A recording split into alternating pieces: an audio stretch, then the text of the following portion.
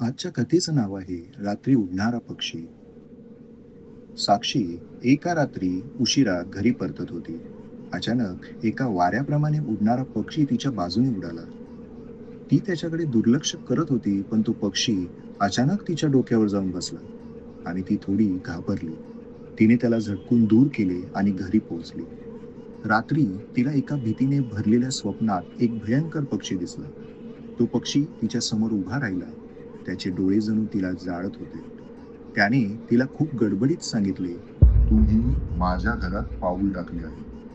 ती घाबरून जागी झाली. त्याच्यानंतरच्या रात्री साक्षीला घरात कधीही ऐकू न येणारे आवाज ऐकू आले. दरम्यानच्या रात्री तिच्या घरातले दरवाजे आपोआप उघडू लागले आणि तो पक्षी तिला हळूच दिसू लागला.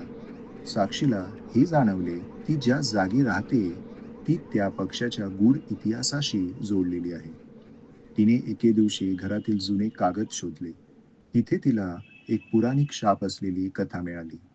त्या घरात एक काळा पक्षी होता, ज्याला एका शापित आत्म्याने चक्रव्यूहात बांधले होते. जेव्हा कुणी त्या घरात पाऊल टाकत असे, त्यांना त्या पक्षाचे कुप्रभाव जाणवू लागायचे. आता साक्षीला कळले की त्या पक्षाच्या आत्म्याला मुक्त करण्याचीच वेळ आली आहे.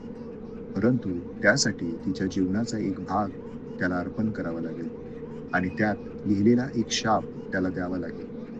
एक रात्र ती शापित आत्म्याच्या समोर उभी राहिली आणि त्याला मुक्त करत असताना ती तो भयंकर शाप घेऊन घरातून पळाली. त्यानंतर त्या घरात अजून एकाही आवाजाने तिच्या मनाला त्रास दिला नाही.